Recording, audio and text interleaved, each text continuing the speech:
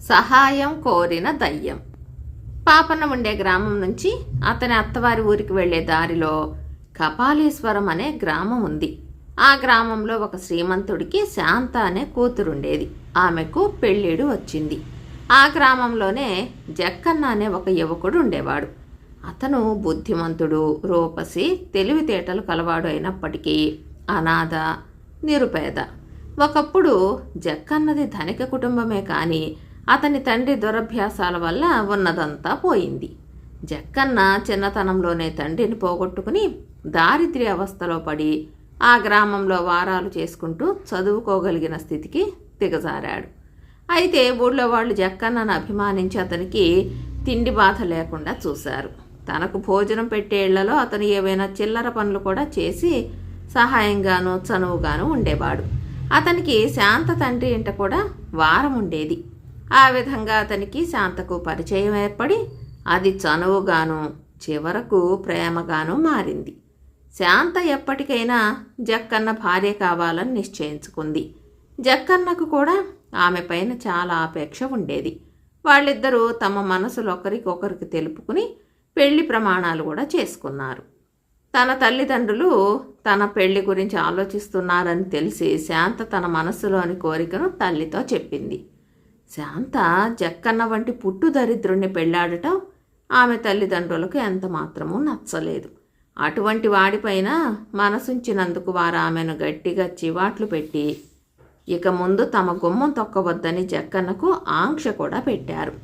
వ్యవహారం ఇలా పరిణమించటం శాంతకు జక్కన్నకు కూడా పెద్ద దెబ్బ అయ్యింది.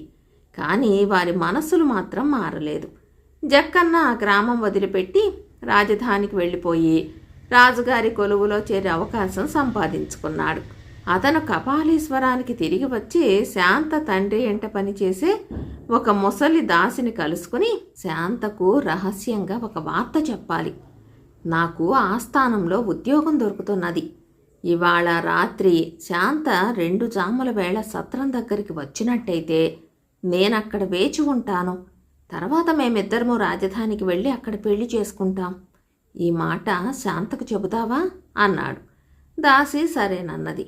దాసి ద్వారా జక్కన్న సందేశం అందుకుని ఆ రాత్రి శాంత తన నగలు, కొద్ది బట్టలు మూటగట్టుకుని సరిగా నడి రాత్రి వేళ బయలుదేరింది.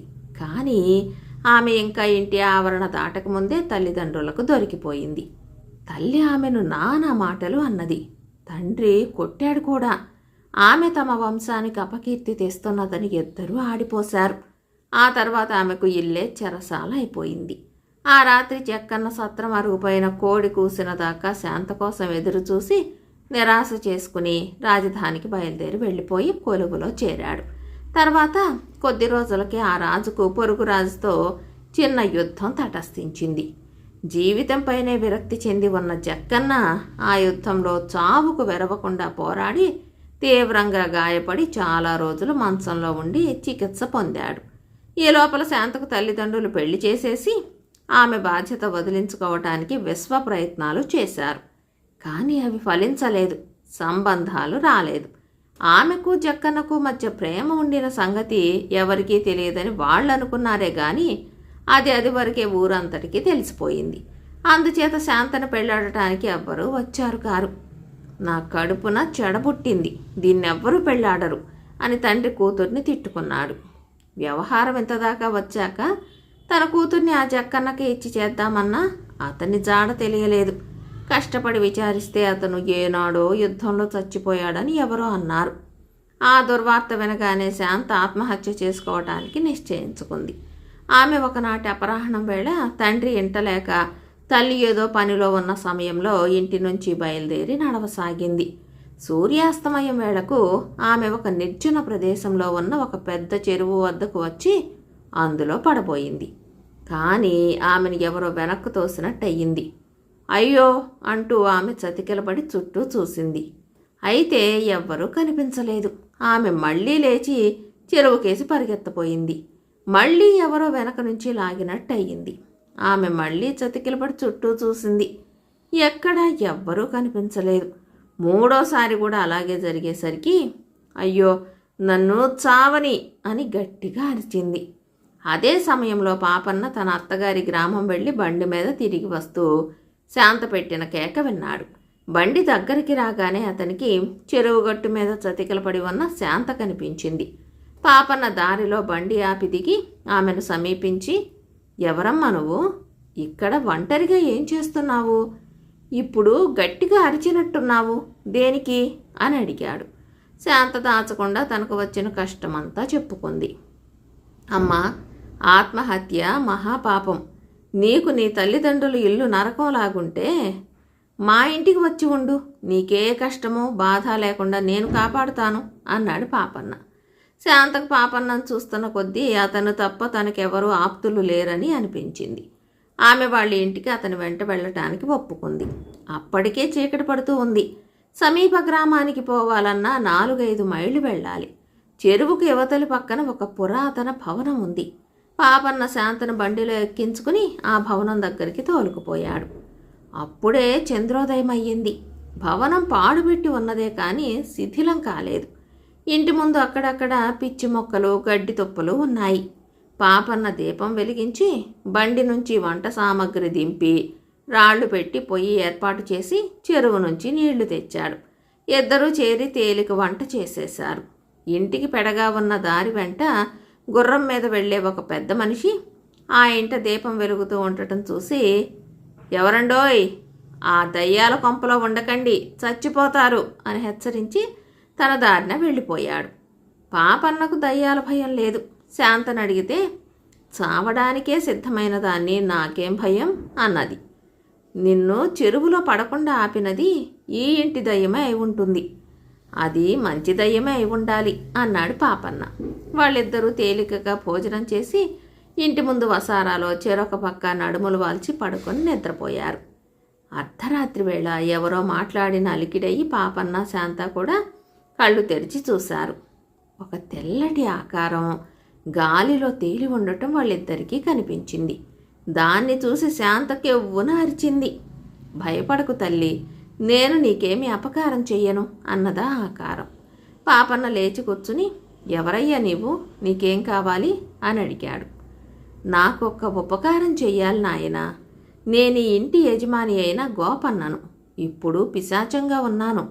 ఈ అమ్మాయి నా మనవడి భార్య. ఈమె భర్తను తెచ్చి ఇద్దరిని ఈ ఇంట కాపురం పెట్టాలి. అంతదాకా నాకు ఈ పిశాచపు బతుకు తప్పదు. ఆ పని చేసి నీవు పుణ్యం కట్టుకున్నావంటే నాకు శాప విమోచనం కలుగుతుంది అన్నదా ఆకారం. సహాయం చేయడానికి నేను సిద్ధమే కానీ ఈ ఇంట ఎవరు కానీ ఎలా కాపురం ఉంటారు అని పాపన్న అడిగాడు. నాయనా, ఈ ఇల్లులా ఉండటానికి నేను తప్ప మరో కారణమేమీ లేదు. ఈ ఇంట అంతులేని ధనముంది, నిక్షేపమంటి ఇల్లు. నా కథ చెబుతాను విను అంటూ పిశాచం తన కథను ఇలా చెప్పింది. 30 ఏళ్ల క్రితం నేను ఈ ఇంట గోపన్న ప్రభు అనే పేరుతో మహావైభవంగా బ్రతికాను. నా కొడుకు చెడ్డ సహవాసాలు మరిగి నన్ను తృణీకరించి ధనం నీరులాగా వ్యయం చేయసాగాడు. నేను నా స్వార్జితమంతా వెండి బంగారాలుగా మార్చి ఈ ఇంటి నట్టింట పాతిపెట్టాను. ఆ రహస్యం నాతోనే పోయింది. నా అనంతరం నా కొడుకు స్థిరాస్తి పైన ఈ ఇంటి మీద దొరికినంత మేరకు అప్పులు చేసి బాకీదారుల బాధపడలేక తన చిన్న కొడుకును గాలికి వదిలేసి తను కాస్త దేశాల మీద పారిపోయి దిక్కులేని చావు చచ్చాడు. అప్పుల వాళ్ళు ఇల్లు ఆక్రమించుకున్నారు. కానీ నేను ఈ రూపంలో ఈ ఇంటిని అంటిపెట్టుకుని ఉండి ఈ ధనాన్ని కాపాడుతూ ఇందులో ఎవ్వరూ కాపురం చేయటానికి ఆస్కారం లేకుండా చేస్తూ వచ్చాను. నా మనవడు జక్కన్న, వాడు వచ్చి ఈ ఇంట కాపురం ఉంటే నా భారం వదిలిపోతుంది. ప్రయాణికులు ఈ ఇంటి సంగతి తెలియక ఇక్కడికి వచ్చినప్పుడల్లా నా మనవణ్ణి తీసుకురమ్మని వాళ్ళని అడుగుతూ వచ్చాను. అందరూ దడుచుకుని పారిపోయారు. ఒక్కరూ నాకు సహాయం చేయలేదు. నా అదృష్టం కొద్దీ ఇవాళ నా మనవడి భార్య ఇటుగా వచ్చింది. ఆమె చెరువులో పడకుండా కాపాడాను. అంతా విని పాపన్న, నీ మనవడు జక్కన్న ఎక్కడుంటాడో అన్నాడు. వాడు రాజధానిలో ఉన్నాడు. చికిత్స పొంది ఇప్పుడు ఆరోగ్యవంతుడుగా కూడా ఉన్నాడు అన్నది పిశాచం. నువ్వే వెళ్ళి నీ మనవడితో ఇదంతా చెప్పలేకపోయావా అన్నాడు పాపన్న. నేను పాతిపెట్టిన ధనం నా మనవడికి చెందాలన్న దిగులుతోనే కదా నేను పిశాచానయ్యాను. దాన్ని విడిచిపెట్టిపోవటం నాకు సాధ్యం కాదు. అహోరాత్రాలు దాన్ని కాపాడటమే నా పని అన్నది పిశాచం. సరే, నేను నీ మనవణ్ణి వెతికి తెచ్చి ఈ ఇంట కాపురం పెట్టిస్తాను, నువ్వు నిశ్చింతగా ఉండు అన్నాడు పాపన్న. పిశాచం అదృశ్యమయ్యింది. కిందటి రాత్రి గుర్రం మీద వెళ్ళిన మనిషి తిరిగి తెల్లవారి అటుగా వస్తూ కిందటి రాత్రి తాను చూసిన మనుషులు ఇంకా బతికి ఉన్నందుకు, అక్కడే ఉన్నందుకు ఆశ్చర్యపోయాడు. ఆ భవనం గోపన్న అనే పిసిరిగొట్టుదని, ఆ గోపన్నే దయ్యమై ఆ ఇంట ఉంటున్నట్టు అందరూ చెప్పుకుంటారని ఆ మనిషి పాపన్నతో చెప్పాడు. పాపన్న శాంతను తన బండిలో తీసుకుని రాజధానికి వెళ్ళాడు. అక్కడ అతనికి జక్కన్న జాడ సులువుగానే తెలిసింది. జక్కన్నకు అన్ని విషయాలు చెప్పి అతన్ని గోపన్న ఇంటికి తీసుకువచ్చాడు పాపన్న. పాపన్న జక్కన్న నట్టింటో తవ్వగా పిశాచం చెప్పినట్టే ఒక పెట్టెలో అంతులేని వెండి నాణ్యాలు, బంగారు నాణ్యాలు దొరికాయి. పాపన్న కొన్ని రోజుల పాటు అక్కడే ఉండి భవనానికి అంతకు వెళ్ళవేయించి, దొడ్డి బాగు చేయించి, జక్కన్నకు శాంతకు పెళ్లి చేయించి, తానే స్వయంగా కన్యాదానం చేసి వారిద్దరి చేత ఆ ఇంట కాపురం పెట్టించి తిరిగి తన ఇల్లు చేరుకున్నాడు. అలా ఇల్లు చేరిన కొన్ని రోజులకు దేశంలోని గ్రామాధికారులందరికీ రాజుగారి వద్ద నుంచి ఒక ఫర్మానా వచ్చింది. అదేమిటంటే, ప్రతి గ్రామాధికారి తన గ్రామంలో ఉండే విశిష్ట వ్యక్తుల పేర్లు, వివరాలు రహస్యంగా రాజుగారి దివాణానికి అందజేయాలి. గ్రామంలో ఉండే పండితులు, కవులు, గాయకులు, శిల్పులు, వీరులు మొదలైన వారి పేర్లను జాబితాలో చేర్చవచ్చు. రాజుగారి ఫర్మానా చేతబట్టుకుని దివాణం నుంచి ఒక అధికారి ప్రతి గ్రామము తిరుగుతూ పాపన్న ఉండే గ్రామంలోని గ్రామాధికారి వద్దకు కూడా వచ్చాడు. గ్రామాధికారి తమ గ్రామంలో ఉన్న ఒక కవి, ఒక శిల్పి, ఒక గాయకుడు, 2 వీరులు, వీరి పేర్లను జాబితాలో వేసి ఆఖరున 6వ పేరు కింద పరోపకారి పాపన్న పేరు కూడా చేర్చాడు. అధికారి జాబితా తీసుకుని వెళ్ళిపోయిన వారం రోజులకు గ్రామాధికారికి దివాణం నుంచి ఒక తాకీదు వచ్చింది. జాబితాలో చేర్చిన 6గురికి గ్రామాధికారి నిరూపణ పత్రాలిచ్చి వచ్చే నవమి మధ్యాహ్నంలోపుగా వారిని ఆస్థానానికి పంపాలి. గ్రామాధికారి 6గురిని పిలిపించి రాజుగారి తాకీదు వినిపించి, మీకందరికీ రాజుగారేదో సన్మానం చేసేటట్టు కనపడుతోంది, కనుక మీరందరూ బయలుదేరి వెళ్ళండి అన్నాడు. వాళ్ళంతా ప్రత్యేకతలు గలవాళ్ళు, నన్నెందుకు పొమ్మంటారు స్వామి? నేను ఎందులోనూ ప్రముఖుణ్ణి కానే, నా మూలంగా గ్రామానికి అప్రతిష్ట వస్తుందో ఏమో అన్నాడు పాపన్న.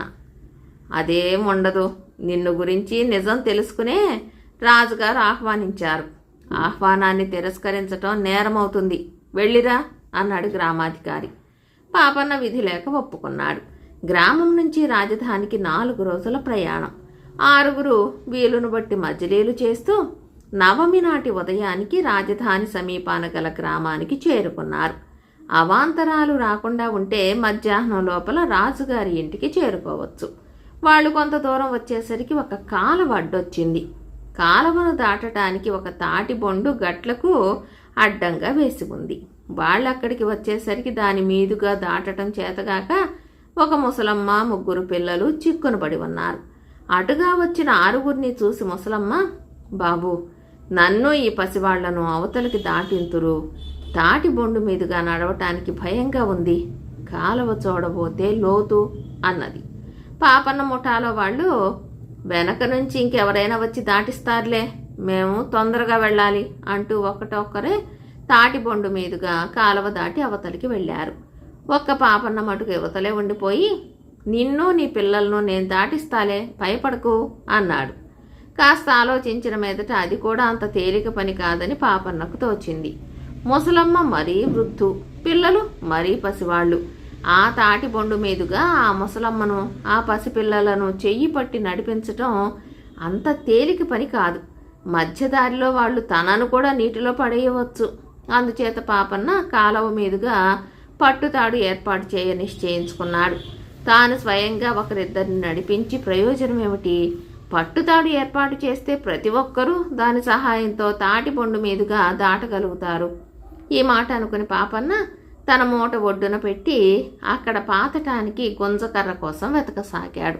అప్పటికి అవతలి ఒడ్డుకు చేరిన 5గురు, పాపన్న రావే, ఇంకా ఏం చేస్తున్నావు అక్కడ, పొద్దెక్కిపోతోంది అని కేకలు పెట్టారు.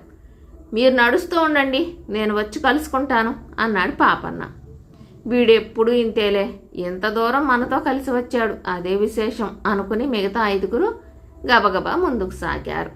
కాలువ దగ్గర దిగబడిపోయిన పాపన్న 6 అడుగుల నిడుపు గల 2 కర్రలు గట్టివి సంపాదించి కాలువ ఈ ఒడ్డున ఆ ఒడ్డున బాగా లోతుగా గట్టిగా పాతాడు. బలమైన మర్రి ఓడలు తెచ్చి వాటిని తాడుగా మర్చి 2 గుంజలకు కట్టాడు. ఇప్పుడు ఎంత పిరికి వాళ్ళైనా ఆ తాడు పట్టుకుని తాటిపండు మీదుగా కాలువను దాటి వెళ్ళవచ్చు. పరికరాలేవీ లేని కారణం చేత ఈ పని పూర్తి కావటానికి 2-3 గడియలు పట్టింది. ముసలమ్మ ఆమె మనమలు చివరకు కాలువ దాటారు. బతికించావు బాబు, ఇంకా మేము దివాణానికి నిశ్చింతగా పోవచ్చు అన్నదా ముసలమ్మ. మీరు రాజుగారింటిగా పోతున్నారు అన్నాడు పాపన్న ఆశ్చర్యంతో. అవునాయన, రాజుగారి పుట్టినరోజు పండుగ కదా, బేద సాదలకు అన్నాలు పెడుతున్నారు, దానికే నా మనవాళ్లతో సహా పోతున్నా అన్నది ముసలమ్మ. నేను అక్కడికే పోతున్నా, అందరము కలిసే పోదాం అన్నాడు పాపన్న. అయితే నడక చురుకుగా సాగలేదు. అందరికన్నా చిన్నపిల్లవాడు కాళ్ళు నొప్పి పెడుతున్నాయని నడవలేనని అన్నాడు. ముసలమ్మ వాడిని ఎత్తుకుని బొత్తిగా నడవలేకపోయింది. అందుచేత పాపన్న వాడిని తానే ఎత్తుకుని నడిచాడు. పాపన్న దివాణానికి చేరుకునేసరికి మధ్యాహ్నం కొంచెం దాటింది. పాపన్న భోజనశాల దగ్గర ముసలమ్మను పిల్లలను వదిలి అతిథులు ప్రవేశించే ద్వారం వద్దకు వెళ్ళాడు. అతనితో వచ్చిన 5 మధ్యాహ్నానికి ముందే చేరుకున్నప్పటికీ వాళ్ళకి ప్రవేశం దొరకలేదు. వాళ్ళు ఇంకా బయటే ఉన్నారు. మంత్రి గారు వాళ్ళని అడిగి ఫలాని గ్రామం నుంచి వస్తున్నట్టు తెలుసుకుని, జాబితా ప్రకారం మీరు 6 కదా, 6వ వాడేడి అన్నాడు. అతను దారిలో లేనిపోని పనులేవో మీద వేసుకుని వెనకబడిపోయాడు అన్నారు వాళ్ళు. అతన్ని కూడా రానివ్వండి, అందరూ లోపలికి పోవచ్చు అన్నాడు మంత్రి. పాపన్న కనిపించగానే వాళ్ళ 5 అతనిపైన విరుచుకుపడ్డారు. నీ మూలంగా మేం బయటే ఉండిపోయాం, మాకన్నా ఎంతో ఆలస్యంగా వచ్చిన జట్లన్నీ లోపలికి వెళ్ళిపోయాయి, నువ్వు మన గ్రామానికి ఉన్న పరుగు కాస్త తీసేశావు అన్నారు వాళ్ళు. అందుకే నేను రాను మొర్రో అన్నాను అన్నాడు పాపన్న. 6 కలిసి మంత్రి గారి వద్దకు వెళ్ళారు. మంత్రి గారు వాళ్ళు తెచ్చిన నిరూపణ పత్రాలు పరిశీలించి వాళ్ళ ఆలస్యంగా రావటానికి కారణం అడిగారు. అయ్యా, తప్పు నాదే, వీరు 5 సమయానికే వచ్చారు. ఇక్కడికి 1 మైలు దూరాన కాలువ మీద పట్టుతాడు అమరుస్తూ నేనే ఆలస్యం చేశాను అంటూ పాపన్న తాటిపండు పైన కాలువ దాటడంలో ముసలి వాళ్లకు పిల్లలకు గల అసౌకర్యం గురించి చెప్పాడు. ముసలమ్మను గురించి ఆమె మనవళ్ళ గురించి కూడా మంత్రి గారికి చెప్పాడు. ఇప్పుడు ఆ వంతెన సౌకర్యంగా ఉందా అని మంత్రి అడిగాడు. చిత్తం, చిన్న పిల్లలు కూడా దాటవచ్చునండి అన్నాడు పాపన్న. అది మరమ్మత్తు చేయటానికి ఎంతకాలం వృధా అయ్యింది అని ప్రశ్నించాడు మంత్రి. మేం వచ్చి చేరి 3 గడియలైందండి అన్నారు మిగిలిన 5. ఇప్పుడు మధ్యాహ్నం దాటి గడియే అయ్యింది. మీరు 5 ఉన్నారు, మీరు కూడా అతనికి సహాయపడి ఉంటే అందరూ మధ్యాహ్నం లోపలే వచ్చి ఉండరు అన్నాడు మంత్రి. ఎవరూ జవాబివ్వలేదు. సరే, మీరు ముందు వెళ్ళి భోజనాలు చేయండి అన్నాడు మంత్రి. రాజుగారి పుట్టినరోజు ఉత్సవాల సందర్భంలో 3 రోజుల పాటు సదస్సు జరిగింది.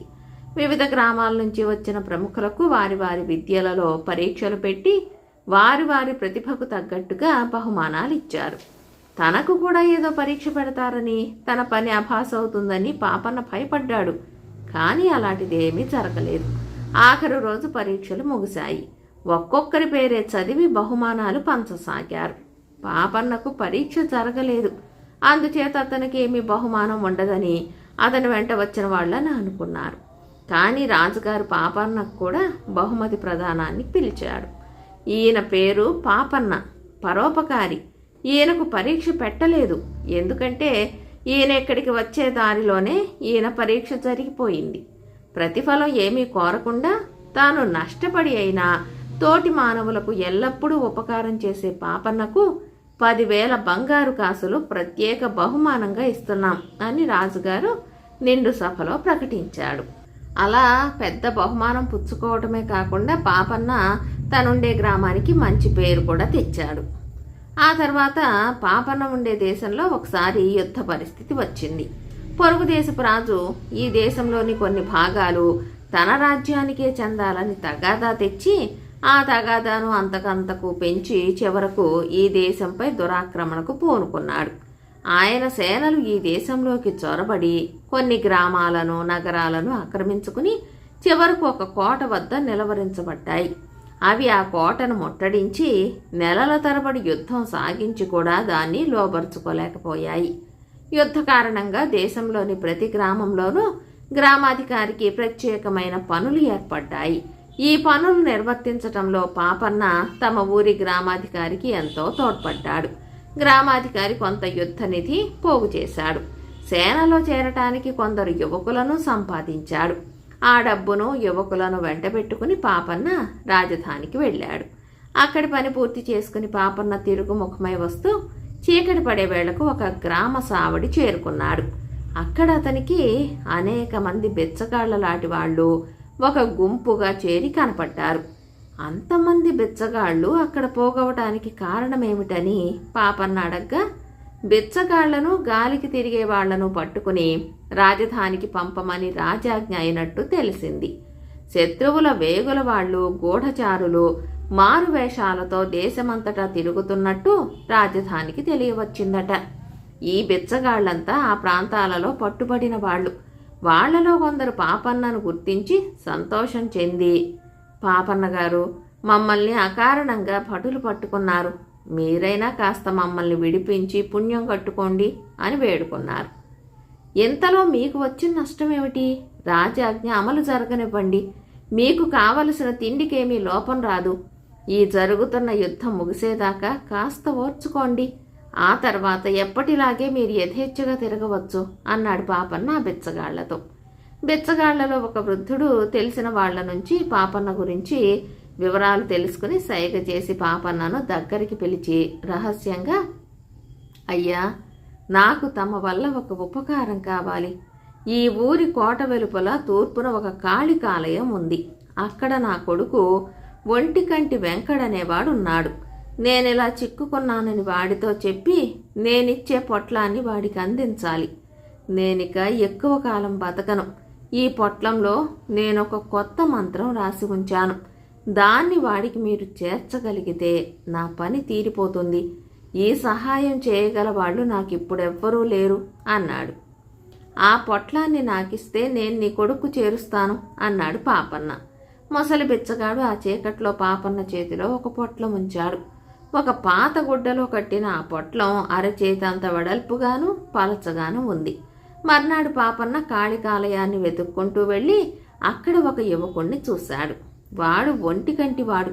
పాపన్న వాణ్ణి, నీ పేరేనా వెంకడు అని అడిగి, వాడవునన్న మీదట, నీ తండ్రి దీన్ని నీకివ్వమన్నాడు అంటూ పొట్లం వాడి చేతిలో పెట్టి, నీ తండ్రిని అధికారులు పట్టుకుపోయారు అని చెప్పి దేవి దర్శనం చేసుకునేటందుకు ఆలయం లోపలికి వెళ్ళాడు.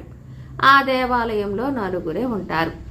ఒకడు అర్చకుడు, రెండోవాడు దేవాలయం నౌకరు, మూడోవాడు వెంకడు, నాలుగోవాడు వెంకడి సహచరుడును.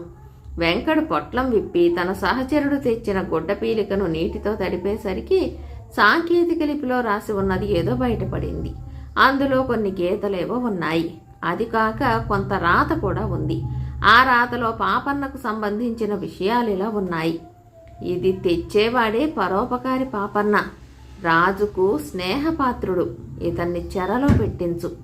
పాపన్న దేవాలయం నుంచి వెళ్ళిపోతున్నప్పుడు ఒంటికన్ను వెంకడు అతన్ని సమీపించి, మీరు మా ఆతిథ్యం స్వీకరించాలి పాపన్న గారు. అమూల్యమైన సమాచారం తెచ్చినందుకు మీకు మా రాజుగారు గొప్ప బహుమానం ఇస్తారు. ఇవాళ రాత్రే మన ప్రయాణం అన్నాడు. అతను ఆ మాట అంటూ ఉండగానే అతని సహచరుడు అర్చకుడు వచ్చి పాపన్న చెరొక రెక్క పట్టుకున్నారు. ఏమిటి దౌర్జన్యం? నువ్వెవరు? ఆ బిచ్చగాడి కొడుకు కావా అని పాపన్న అంటూ ఉండగా దేవాలయం నౌకరు పెద్ద తాడొకటి పట్టుకొచ్చాడు. ఇదంతా ఒక నాటకం. మీరు మాకు ఉపకారమే చేశారు గాని మిమ్మల్ని బంధించక తప్పదు. మిమ్మల్ని విడిపించుకోవటానికి మీ రాజు మాకు అర్ధరాజ్యం ఇస్తాడో రాజ్యం అంతా ఇస్తాడో చూడాలి అన్నాడు ఒంటికన్నువాడు. అదా సంగతి. మీరు పూర్తిగా పొరపడ్డారు. నేను మీరనుకున్నంత ముఖ్యుణ్ణి కాను. నన్ను మీరు చంపినా మా రాజుగారు లెక్క చెయ్యరు. యుద్ధంలో చచ్చేవాళ్లతో పాటే నేనును.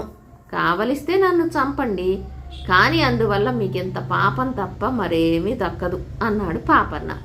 వాళ్ళు అతని చేతులు కలిపి కట్టి ఒక కొట్టులోకి నెట్టి తలుపులు మూసేశారు. గుడి ఉండే ప్రాంతం నిర్జనమైనది. తాను కేకలు పెట్టినా పలికే దిక్కుండదని పాపన్న గ్రహించాడు. గుడిలో వాళ్ళంతా శత్రువుల మనుషులోను. ముసలి బిచ్చగాడు కూడా గూఢచారే. వాడు రాజధానికి సంబంధించిన రహస్య మార్గాలు మొదలైనవన్నీ చిత్రించి తన కొడుకు అందజేశాడు. ముసలివాడు పట్టుబడ్డాడు కానీ ఒంటికన్నవాడు స్వేచ్ఛగానే ఉన్నాడు. వాడా రహస్యాలను శత్రురాజుకు చేరుస్తాడు. పాపన్న అసాధారణ బలాఢ్యుడు కావటం చేత తన చేతికి కట్టిన తాళ్లు వదిలించుకుని జరగగల దానికి ఎదురు చూస్తూ కొట్టులో ఉన్నాడు. ఆ రాత్రి ఒంటికన్నవాడు యోధుడి వేషంలో తన అనుచరుడితో సహా వచ్చి కొట్టు తలుపు తెరిపించి పాపన్నను బయటికి రమ్మని, ఇక మనం మా రాజుగారి దగ్గరికి బయలుదేరుతున్నాం. పెద్ద మనిషిలా మా వెంట రావాలి. దారిలో నువ్వేదైనా కోతి పని చేశావో మా కత్తులు రుచి చూస్తావు. వాటి రుచి నీకు తెలుసా అన్నాడు. నాకు తెలీదు, అసలు మీ చేతిలో కత్తులుండటమే తప్పు అంటూ పాపన్న ఒంటికంటి వాడి చేతి మీద బలంగా ఒక్కటి పెట్టాడు. ఆ దెబ్బతో వాడి చేతి కత్తి కింద పడింది. చెయ్యి నీలుక్కుపోయి చచ్చే బాధ పెట్టింది. అది చూసి వాడి అనుచరుడు పాపన్న పైకి తన కత్తి ఎత్తాడు. పాపన్న వాడి చేతి మీద కూడా బలంగా కొట్టి కత్తి కింద పడేయించాడు. తర్వాత అతను 2 కత్తులు తీసి దూరంగా విసిరిపారేశాడు. ఇంతలో అర్చకుడు నౌకరు బలమైన తాళ్లు తెచ్చారు. పాపన్న ఒంటికన్నువాణ్ణి వాడి అనుచరుణ్ణి చచ్చేటట్టు తన్ని అర్చకుడు తెచ్చిన తాడు లాక్కుని వాళ్ళిద్దరిని పెడరెక్కలు విరిచికట్టి భయంతో కంపించిపోతున్న అర్చకుణ్ణి గుడి నౌకరును కూడా అలాగే కట్టి 4 గదిలోకి తోసి తలుపులు బిగించాడు. తర్వాత అతను గ్రామాధికారి ఇల్లు వెతుక్కుంటూ వెళ్ళి తనకు 4 గూఢచారులు చిక్కారని, వాళ్లను పట్టుకుపోవటానికి భటులు కావాలని చెప్పాడు. భటులు వచ్చి 4 వశపరుచుకున్నారు. ముసలి బిచ్చగాడు పంపిన సంకేత సందేశాన్ని ఇతర వస్తువులను స్వాధీనం చేసుకున్నారు. పాపన్న వాళ్ల వెంట రాజధానికి వెళ్ళి రాజుగారికి జరిగినదంతా సవిస్తరంగా చెప్పాడు. రాజు ఖైదీ బిచ్చగాళ్లలో నుంచి ముసలి బిచ్చగాడిని ఏరి విచారించగా వాడు శత్రురాజు పినతండ్రి అని, ఒంటికన్నువాడు ఆయన కొడుకేనని బయటపడింది. తర్వాత రాజుగారు శత్రురాజుకు, మీ పినతండ్రి ఆయన కొడుకు మాకు బందీలుగా చిక్కారు. మీ సేనలు వెంటనే మా రాజ్యం వదిలిపోవాలి. యుద్ధ నష్టం కింద మీరు 1,00,000 వరహాలు చెల్లించాలి. లేని పక్షంలో మీ పినతండ్రి తల ఆయన కొడుకు తల తీయించి మీతో యుద్ధం కొనసాగిస్తాం అని కబురు చేశాడు. తన వాళ్లను విడిపించుకోవటానికి శత్రురాజు షరతులన్నిటికీ ఒప్పుకున్నాడు. దేశానికి యుద్ధ భయం తీరిపోయింది. ఇతర యోధులతో పాటు పాపన్నకు కూడా రాజుగారు మంచి సన్మానం చేశాడు. ఈ యుద్ధ కష్టాలు తీరిపోయిన కొన్ని రోజులకి దేశంలో పెద్ద కరువు ఏర్పడింది. వానలు కురవలేదు, పంటలు పండలేదు. కరువు నివారణ కోసమై రాజుగారు బావులను మరింత లోతుగా తవ్వించాడు. అందువల్ల లాభం లేకపోయింది. బొక్కసంలో ధనం ఉన్న మేరకు దూరదేశాల నుంచి ఆహార ధాన్యాలు తెప్పించి ప్రజలకు పంచిపెట్టించాడు. బొక్కసం కూడా ఖాళీ అయింది. ఈ సమయంలో ఒకనాటి తెల్లవారుజామున పాపన్నకు ఒక చిత్రమైన కల వచ్చింది. అందులో పాపన్నకు రాజుగారు కనిపించి తూర్పుగా కనపడే కొండలను చూపిస్తూ, ఆ కొండలలో ఎక్కడో ధనరాశులున్నాయని మా కులదేవత చెప్పింది. ఆ ధనం గురించి తెలుసుకురమ్మని భటులను పంపితే ఒక్కరూ తిరిగి రాలేదు. ప్రజలు మాడి చస్తుంటే ఏమీ చెయ్యలేకుండా చూస్తూ కూర్చోవటం బాధగా ఉంది. ఆ ధనం సంగతి తెలుసుకుని వచ్చేవారెవ్వరూ కనిపించరు. కాస్త నీవా పని చేస్తావా అని అడిగాడు. అంతకంటే నా ప్రభు, ఇప్పుడే బయలుదేరతాను అని పాపన్న అంటూ ఉండగా పాపన్నకు మెలకువ వచ్చింది. తనకు వచ్చిన కలను తలుచుకుని పాపన్న చాలా ఆశ్చర్యపడ్డాడు. అది ఇంకా కళ్ళకు కట్టినట్టే ఉంది. పాపన్న రాజు వద్దకు వెళ్ళి స్వప్న వృత్తాంతం చెబుదామని అనుకున్నాడు. కానీ కల వాస్తవమో కాదో ముందుగా తేల్చుకోవటం మంచిదని అతనికి అనిపించింది. అందుచేత పాపన్న ఎవరికీ చెప్పకుండా ఇంటి నుంచి బయలుదేరి తూర్పుగా ప్రయాణమయ్యాడు. అతను తూర్పు కొండల యువతల అరణ్య ప్రదేశం గుండా పోయేటప్పుడు అక్కడ గ్రామాలలో నివసించే వాళ్ళు ఆ కొండలలోకి ఎవ్వరూ వెళ్లరని, వెళ్ళిన వాళ్ళెవ్వరూ తిరిగి రారని, ఒకప్పుడు కొందరు రాజభటులు అటుగా వెళ్ళి మరి తిరిగి రాలేదని చెప్పారు. ఈ మాటలు విన్న మీదట పాపన్నకు తన కలలో కొంత నిజం ఉన్నట్టే తోచి ముందుకు వెళ్ళాలనే నిశ్చయం మరింత దృఢమయ్యింది. ముందుకు పోతున్న కొద్దీ అరణ్యం కేకారణ్యం అయ్యింది. అటువంటి ప్రాంతంలో నడుస్తూ ఉండగా హఠాత్తుగా ఒక మనిషి పాపన్న దారిలో అడ్డంగా ప్రత్యక్షమై, మీరా పాపన్న గారు? ఇంకెవరో అనుకున్నాను, ఏమిటిలా అరణ్యంలోకి వస్తున్నారు అని అడిగాడు. పాపన్న ఆ మనిషిని గుర్తుపట్టాడు. ఆ మనిషి ఒక దొంగ. లోగడ పాపన్న ద్వారా చికిత్స పొంది రక్షించబడినవాడు. పాపన్న అతనితో తన కల గురించి చెప్పి, జనం తిండి కల్లాడిపోతున్నారు, కొండల్లో ఆ ధనం ఎక్కడ ఉన్నది వెతకటానికి నువ్వు సహాయం చేస్తావా అని అడిగాడు.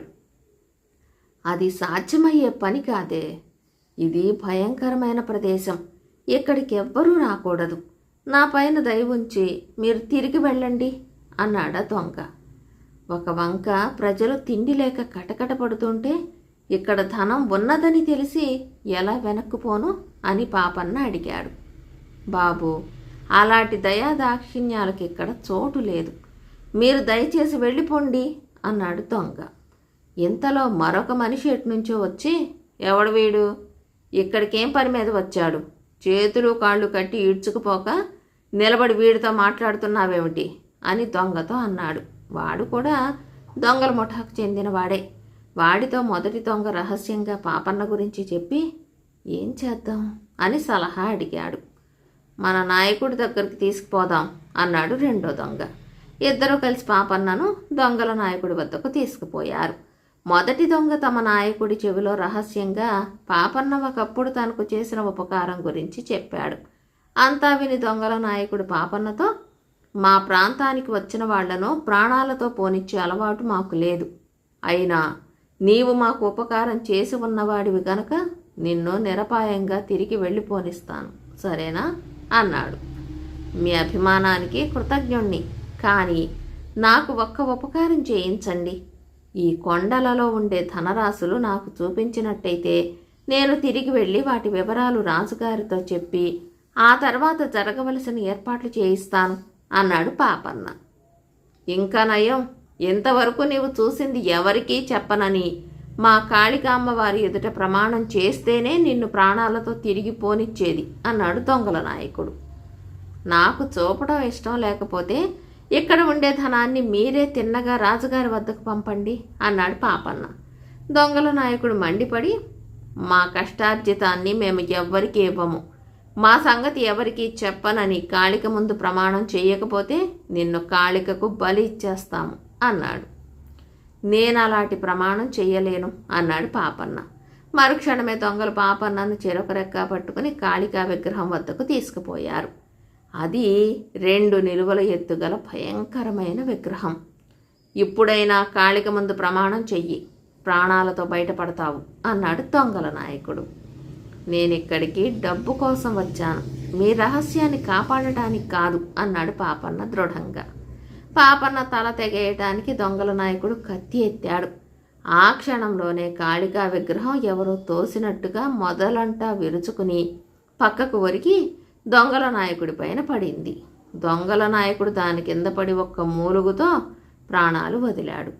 చూసారా, నన్ను దేవే ఇలా పంపింది, మీకింక మీ నాయకుడితో పని లేదని చెప్పటానికి అతన్ని బలిపుచ్చుకుంది. ప్రజలు కరువు బాధ నుండి బయటపడటానికి మీ ధనం అవసరం. ఈ మాట కలలో దేవి చెప్పిన మీదటనే నేను ఇలా వచ్చాను. నా వెంట రండి, రాజుగారు మిమ్మల్ని శిక్షించకుండా నేను చూస్తాను. మీరంతా మామూలు ప్రజలతో కలిసి జీవించటం ప్రారంభిస్తే దేవి సంతోషిస్తుంది అని పాపన్న దొంగలకు నచ్చచెప్పాడు. పాపన్న ధైర్యం కళ్ళారా చూసిన దొంగలకు అతని మాటలలో సులువుగా గురి కుదిరింది. వాళ్ళు తమ ధనమంతా మోసుకుని రాజుగారి వద్దకు పాపన్న వెంట వెళ్ళారు. రాజుగారు దొంగలందరినీ క్షమించి వాళ్లకు జీవనోపాధులు ఏర్పాటు చేసి వాళ్ల ధనంతో కరువు నివారణ యత్నాలు చేశాడు.